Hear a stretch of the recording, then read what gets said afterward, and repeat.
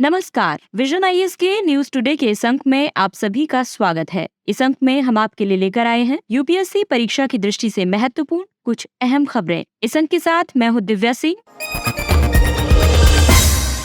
आइए सबसे पहले बात करते हैं इस अंक की हेडलाइंस के बारे में। जलवायु परिवर्तन पर अंतर सरकारी पैनल यानी आईपीसीसी ने अपनी संश्लेषण रिपोर्ट जारी की। जल संसाधन पर स्थायी समिति ने भूजल एक मूल्यवान किंतु ह्रासमान संसाधन रिपोर्ट जारी की। आवासन और शहरी मामलों पर संसदीय स्थायी समिति ने प्रधानमंत्री आवास योजना शहरी के कार्यान्वयन पर रिपोर्ट प्रस्तुत की। भारतीय चिकित्सा अनुसंधान परिषद ने स्वास्थ्य क्षेत्र में आर्टिफिशियल इंटेलिजेंस के उपयोग के लिए दिशा निर्देश जारी किए। संयुक्त राष्ट्र सतत विकास समाधान नेटवर्क ने वर्ल्ड हैप्पीनेस रिपोर्ट 2023 जारी की और प्रधानमंत्री की आर्थिक सलाहकार परिषद ने भारतीय संविधान की 7वीं अनुसूची का मूल्यांकन नामक एक कार्यपत्र जारी किया। और आइए अब खबरों पर विस्तार से चर्चा करते हैं।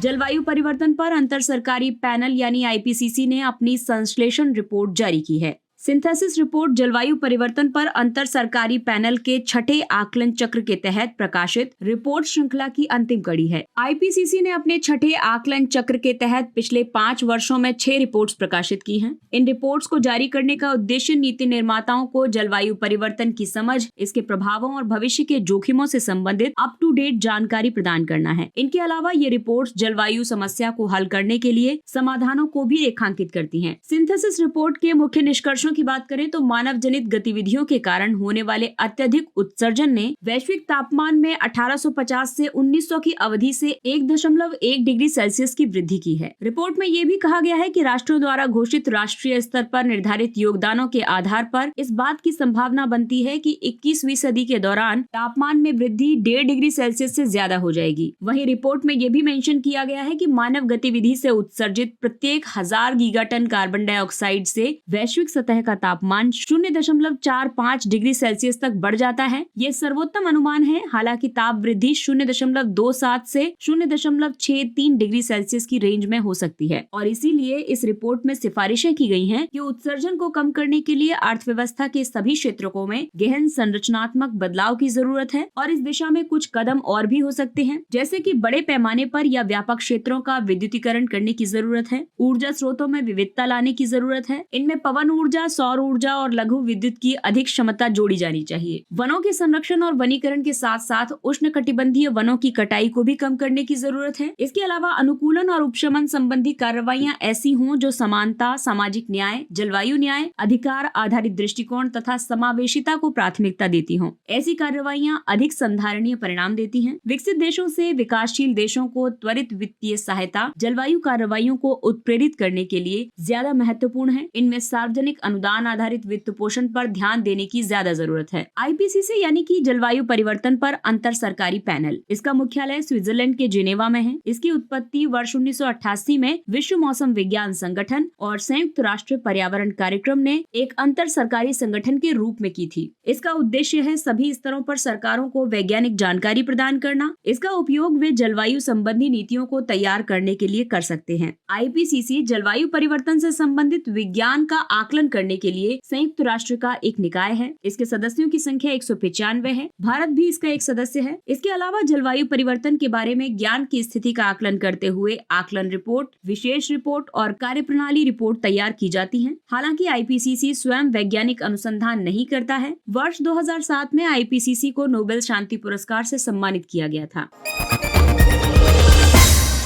और आइए बढ़ते हैं अगली खबर की तरफ। जल जीवन है और जल संसाधन पर स्थायी समिति ने भूजल एक मूल्यवान किंतु ह्रासमान संसाधन रिपोर्ट जारी की है। रिपोर्ट में ये रेखांकित किया गया है कि भारत अब विश्व में शीर्ष भूजल निष्कर्षण वाला देश है। पूरे विश्व के 25% भूजल निष्कर्षण के लिए अकेले भारत उत्तरदायी है। भूजल भारत की 67% सिंचाई आवश्यकताओं और 80% पेयजल आवश्यकताओं को पूरा करता है। इस रिपोर्ट के निष्कर्षों के मुताबिक भारत की 7089 भूजल आकलन इकाइयों इकाइयों में से लगभग 14% को अति दोहन की गई यानी ओवर एक्सप्लॉइटेड के रूप में वर्गीकृत किया गया है और बाकी 4% इकाइयां गंभीर दोहन की श्रेणी में आती हैं। भारत में अति दोहन की गई भूजल आकलन इकाइयों की संख्या के मामले में 2020 में 2017 की तुलना में समग्र कमी दर्ज की गई है। इसके अलावा रिपोर्ट में ये भी कहा गया है कि सब्सिडी वाली बिजली और अधिक जल उपभोग करने वाली फसलों की खेती से भूजल का अनियंत्रित दोहन हो रहा है। राष्ट्रीय जल मिशन के पास पर्याप्त निधि नहीं है और साथ ही इसे कामकाज में ज्यादा स्वायत्तता भी नहीं दी गई है और इन समस्याओं को देखते हुए रिपोर्ट में कई सिफारिशें की गई हैं, जैसे कि केंद्र सरकार को भूजल प्रबंधन के लिए अलग अलग योजनाओं या कार्यक्रमों के माध्यम से राज्यों को सहायता उपलब्ध करानी चाहिए। जल शक्ति मंत्रालय द्वारा प्रस्तावित आदर्श विधेयक के आधार पर सभी राज्यों को भूजल के संबंध में कानून बनाने के लिए प्रेरित किया जाना चाहिए। भारतीय सुखाचार अधिनियम 1882 यानी इंडिया ईजमेंट एक्ट 1882 में संशोधन करने की जरूरत है। ये अधिनियम भूस्वामियों को भूमिगत जल के उपयोग का अधिकार प्रदान करता है, लेकिन इसे सामुदायिक संसाधन के रूप में स्वीकार करने का भी उपबंध करता है। भूजल प्रबंधन में सामुदायिक भागीदारी को प्रेरित करना चाहिए। हालांकि भूजल प्रबंधन के लिए सरकार ने और भी कई पहले शुरू की हैं, जैसे कि राष्ट्रीय जलभृत मानचित्रण और प्रबंधन कार्यक्रम NAQIM शुरू किया गया है। अटल भूजल योजना चलाई जा रही है। प्रधानमंत्री कृषि सिंचाई योजना क्रियान्वयन में है। कैच द रेन अभियान शुरू किया गया है और सही फसल अभियान चलाया जा रहा है।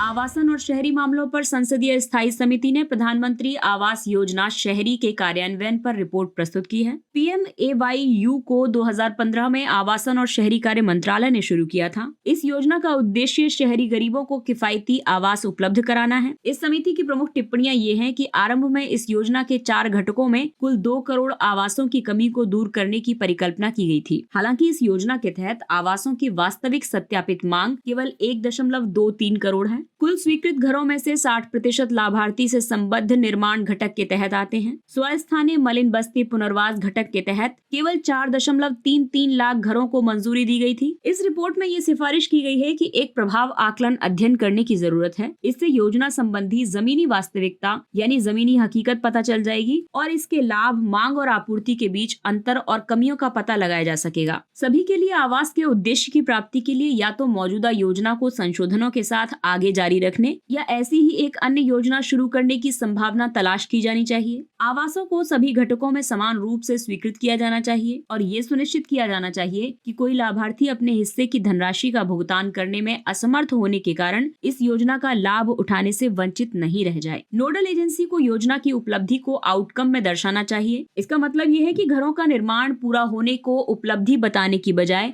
कितने घरों में लोगों ने रहना शुरू कर दिया है, इसे उपलब्धि के रूप में वर्णित किया जाना चाहिए। वहीं तृतीय पक्ष गुणवत्ता मूल्यांकन टीम द्वारा सभी परियोजनाओं में निर्माण की गुणवत्ता का आकलन करना चाहिए। जैसे कि मनरेगा में सामाजिक अंकेक्षण किया जाता है, उसी तरीके से इन योजनाओं में भी आकलन करने की जरूरत है। प्रधानमंत्री आवास योजना शहरी के 4 घटक हैं: स्वस्थानीय मलिन बस्ती पुनर्वास, लाभार्थी से संबद्ध निर्माण, क्रेडिट लिंक्ड सब्सिडी स्कीम और वहनीय आवास कार्यक्रम। भारतीय चिकित्सा अनुसंधान परिषद ने स्वास्थ्य क्षेत्र में आर्टिफिशियल इंटेलिजेंस के उपयोग के लिए दिशा निर्देश जारी किए। इन दिशा निर्देशों का उद्देश्य जैव चिकित्सा अनुसंधान और स्वास्थ्य देखभाल में AI के उपयोग के लिए नैतिक आचरण सुनिश्चित करना और उभरती नैतिक चुनौतियों का समाधान करना है। ICMR जैव चिकित्सा अनुसंधान के संचालन के लिए शीर्ष निकाय है। साथ ही ये संस्था जैव चिकित्सा और स्वास्थ्य अनुसंधान के क्षेत्र में नैतिकता संबंधी मानकों को भी निर्धारित करती है। ये दिशा निर्देश मानव भागीदारों या उनके जैविक डेटा को शामिल करने वाले सभी जैव चिकित्सा, स्वास्थ्य अनुसंधान तथा एप्लीकेशंस के लिए विकसित AI आधारित उपकरणों पर लागू होंगे। इन दिशा निर्देशों का महत्व ये है कि ये एक नैतिक ढांचा प्रदान करेगा। ये ढांचा जैव चिकित्सा अनुसंधान और स्वास्थ्य सेवा के वितरण के लिए AI आधारित समाधानों के विकास, इस्तेमाल और अपनाने में सहायता कर सकता है। इन दिशा निर्देशों का उपयोग विशेषज्ञों और AI आधारित उपकरणों और प्रौद्योगिकियों के उपयोग से जुड़े अनुसंधान प्रस्तावों की समीक्षा करने वाली नैतिक समितियों द्वारा किया जाएगा। स्वास्थ्य सेवा में AI को समेकित करने से स्वास्थ्य सेवा क्षेत्र की प्रमुख बाधाओं को दूर किया जा सकता है। उदाहरण के लिए रोगों का पता लगाना और जांच करना, उपचार करना, बीमारियों को रोकना, सूचित क्लिनिकल निर्णय लेना, लोक स्वास्थ्य की निगरानी करना और जटिल डेटा का विश्लेषण करना तथा पूर्वानुमान के आधार पर रोगों के स्वरूप को जानना। स्वास्थ्य क्षेत्र में AI से जुड़े कई नैतिक सिद्धांत हैं, जैसे कि वैधता, भेदभाव रहित और निष्पक्षता, अनुकूलन और डेटा गुणवत्ता, पहुंच और समान समानता, जोखिम न्यूनीकरण और सुरक्षा, सहयोग, स्वायत्तता, डेटा गोपनीयता, जवाबदेही और दायित्व तथा विश्वसनीयता यानी कि डेटा सुरक्षा और भरोसा। तो स्वास्थ्य क्षेत्र में इन सभी नैतिक सिद्धांतों का पालन करना होगा, तब हम AI का बेहतर इस्तेमाल कर सकते हैं।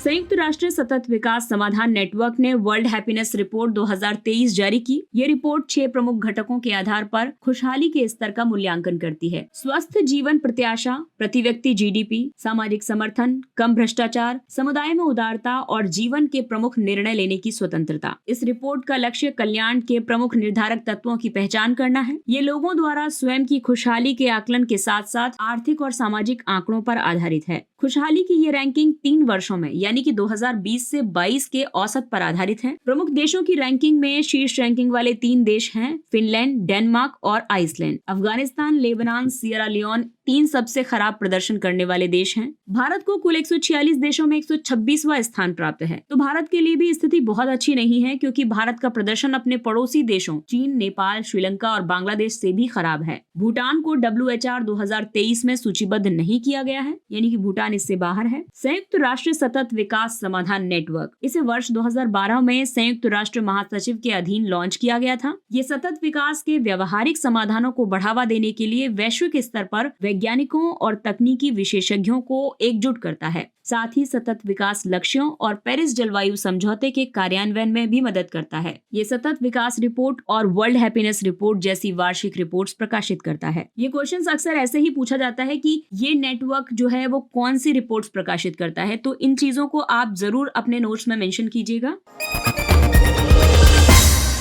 अगला टॉपिक है प्रधानमंत्री की आर्थिक सलाहकार परिषद ने भारतीय संविधान की 7वीं अनुसूची का मूल्यांकन नामक एक कार्यपत्र जारी किया है। ये टॉपिक जो है पेपर 2 से जुड़ा हुआ है, पॉलिटी का हिस्सा है। संविधान की 7वीं अनुसूची का प्रावधान अनुच्छेद 246 के तहत किया गया है। यह अनुसूची विधायी शक्तियों के वितरण से संबंधित है। इसमें 3 सूचियां शामिल हैं, जो कि संघ और राज्य विधायिकाओं के बीच शक्तियों का वितरण और उत्तरदायित्वों का निर्धारण करती है। ये सूचियां हैं। सूची 1 के तहत संघ सूची के विषय आते हैं, सूची 2 में राज्य सूची के विषय हैं और सूची 3 में ऐसे विषय आते हैं जिन पर संघ और राज्य दोनों कानून बना सकते हैं। इस कार्यपत्र में कुछ सुझाव दिए गए हैं। इसमें कहा गया है कि राजमन्नार समिति की सिफारिश पर विचार करना चाहिए। इसमें राजनीतिक सहमति बनाने के बाद 7वीं अनुसूची पर विषयवार चर्चा करने के लिए एक उच्च स्तरीय आयोग गठित करने का सुझाव दिया गया है। समवर्ती सूची की व्यवहार्यता पर पुनर्विचार किया जाना चाहिए और इसकी जगह स्थानीय निकाय सूची शामिल की जानी चाहिए। महामारी और जलवायु परिवर्तन जैसी चुनौतियों से निपटने की प्रक्रिया में हुए हालिया तकनीकी विकास और इनसे मिले राष्ट्रीय अनुभव के आलोक में कुछ विषयों को शामिल करने की जरूरत है। उदाहरण के लिए उपभोक्ता संरक्षण, उभरती प्रौद्योगिकियां आदि। वहीं भारत में कानून बनाने की प्रक्रिया में सुधार करने की जरूरत है। केंद्र सरकार को समवर्ती सूची के विषयों पर कानून बनाने या फिर अनुच्छेद 253 का उपयोग करने से पहले राज्य सरकारों के साथ प्रभावी ढंग से परामर्श करना चाहिए और उनका विश्वास हासिल करना चाहिए। संसद या राज्य विधानसभा द्वारा पारित किसी भी कानून में स्पष्ट रूप से संबंधित सूची की उस प्रविष्टि का उल्लेख होना चाहिए जिसके तहत उस कानून को लागू किया जा रहा है।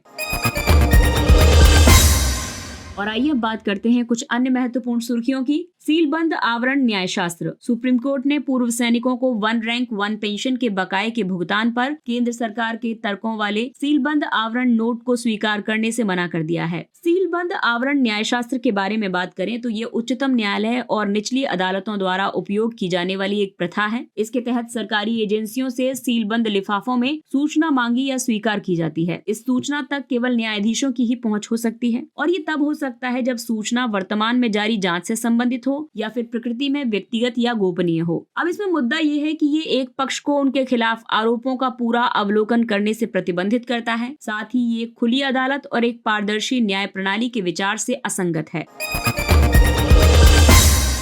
City finance ranking 2022। आवासन और शहरी कार्य मंत्रालय ने सिटी फाइनेंस रैंकिंग 2022 पोर्टल को लाइव कर दिया है। सिटी फाइनेंस रैंकिंग 2022 नीति निर्माताओं को शहरी स्थानीय निकायों की वित्तीय स्थिति के बारे में महत्वपूर्ण अंतर्दृष्टि प्रदान करेगा। शहरी स्थानीय निकायों का मूल्यांकन नगर पालिका वित्त के 3 प्रमुख मूल्यांकन मापदंडों के आधार पर किया जाएगा और ये मापदंड हैं संसाधन जुटाना, व्यय के अनुसार प्रदर्शन और राजकोषीय गवर्नेंस। इसमें शहरों को 4 अलग अलग जनसंख्या श्रेणियों के तहत रैंक दी जाएगी। प्रत्येक जनसंख्या श्रेणी में शीर्ष 3 शहरों को राष्ट्रीय स्तर पर और साथ ही प्रत्येक राज्य या राज्य क्लस्टर के भीतर पहचाना और पुरस्कृत किया जाएगा।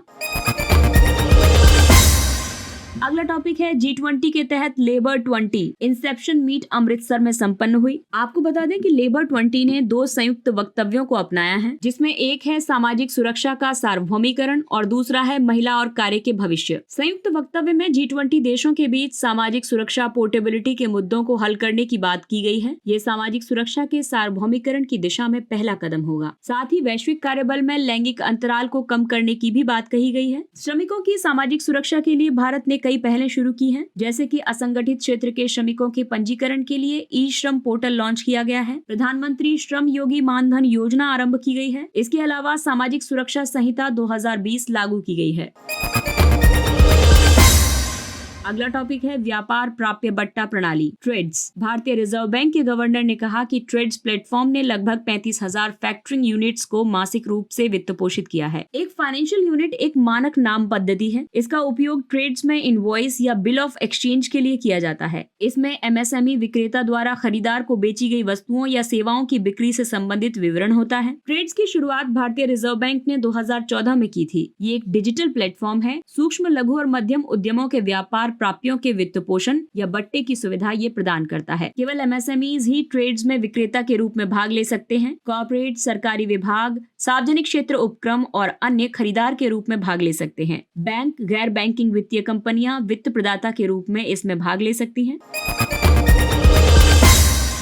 अगला टॉपिक है एवियन इन्फ्लुएंजा डेटा के साझाकरण पर वैश्विक पहल GIS एड। विश्व स्वास्थ्य संगठन ने चीन पर कोविड-19 की उत्पत्ति से जुड़े डेटा को रोके रखने का आरोप लगाया है। WHO ने यह आरोप GIS एड डेटाबेस द्वारा प्रकाशित हालिया डेटा के आधार पर लगाया है। GIS एड प्लेटफॉर्म को 2008 में 61वीं विश्व स्वास्थ्य सभा के अवसर पर लॉन्च किया गया था। ये एक वैश्विक विज्ञान पहल और प्राथमिक स्रोत है। ये इन्फ्लुएंजा वायरस और कोरोना वायरस के जीनोमिक डेटा तक खुली पहुंच प्रदान करता है। वर्ष 2010 से federal republic of Germany GIS एड मंच का आधिकारिक मेजबान है। GIS एड का प्रबंधन डेटाबेस तकनीकी समूह, वैज्ञानिक सलाहकार परिषद तथा कार्यकारी बोर्ड द्वारा किया जाता है। केबुल लामजाओ राष्ट्रीय उद्यान। केंद्र ने मणिपुर सरकार को केबुल लामजाओ राष्ट्रीय उद्यान और लोकटक झील के संरक्षण के लिए कदम उठाने की सलाह दी है। केबुल लामजाओ पार्क को दुनिया का एकमात्र तैरता हुआ राष्ट्रीय उद्यान माना जाता है। ये राष्ट्रीय उद्यान लोकटक झील के दक्षिण पश्चिमी भाग में स्थित है। इस उद्यान का एक विशिष्ट पारिस्थितिकी तंत्र है जिसे फुमुडी कहा जाता है। इस झील में तैरते हुए बायोमास को ही फुमुडी कहा जाता है। लोकटक झील उत्तर पूर्वी भारत की ताजा जल की सबसे बड़ी प्राकृतिक झील है। इस राष्ट्रीय उद्यान में ब्रो एंटलर डियर यानी संगाई, हॉग डियर, जंगली सुअर, लार्ज इंडियन सीवेट और जंगली बिल्ली तथा ऊदबिलाव पाए जाते हैं। त्रिपुरा में butterfly eco park. Butterfly eco park Tripura के छोटा खोला में स्थित है। ये तृष्णा वन्यजीव अभ्यारण्य के समीप अवस्थित है। ये पूर्वोत्तर का पहला तितली पार्क है। ये पार्क क्षेत्र में पाई जाने वाली विशेष तितली प्रजातियों के संरक्षण और प्रचार के प्रति समर्पित है। इसे 2016 में स्थापित किया गया था। यहाँ तितलियों की लगभग 250 प्रजातियां मौजूद हैं। तितलियों को एक बेहतर पारिस्थितिक संतुलन और स्वस्थ प्रकृति का संकेतक माना जाता है। और आइए बात करते हैं सुर्खियों में रहे स्थलों के बारे में। इक्वाडोर, यहाँ की राजधानी क्वेटो है। हाल ही में दक्षिणी इक्वाडोर में 6.8 तीव्रता का भूकंप आया है और इसीलिए ये चर्चा में भी है। आपको बता दें कि ये उत्तर पश्चिमी दक्षिण अमेरिका का देश है। ये भूमध्य रेखा यानी इक्वेटर पर स्थित है, इसलिए इसका नाम इक्वाडोर रखा गया है। इसकी सीमा उत्तर में कोलंबिया, पूर्व और दक्षिण में पेरू और पश्चिम में प्रशांत महासागर से लगती है। इसमें प्रशांत महासागरीय द्वीप समूह गैलापागोस आइलैंड स्थित है। ये कोस्टा रिका के साथ अपनी समुद्री सीमा साझा करता है। इक्वाडोर का उच्चतम बिंदु माउंट चिम्बाराजो है। ये एंडीज पर्वत का एक स्ट्रेटो वोल्केनो है और पृथ्वी के केंद्र के ऊपर उच्चतम बिंदु है। इसके बाद कोटापेक्सी का स्थान है। इक्वाडोर की प्रमुख नदियां हैं अमेजन नदी, मारानन नदी जो कि अमेजन नदी का सबसे बड़ा जल स्रोत भी है, और पुटुमायो नदी। इसके साथ ही ये अंक समाप्त होता है। अगले अंक में फिर मुलाकात होगी कुछ अन्य महत्वपूर्ण खबरों के साथ। तब तक अपने लक्ष्य के लिए तत्पर रहिए और अगर आपको हमारा कंटेंट अच्छा लगता है तो इसे लाइक, सब्सक्राइब और शेयर जरूर करें। और अब हमें यानी विजन IAS की पूरी टीम को दीजिए इजाजत। नमस्कार।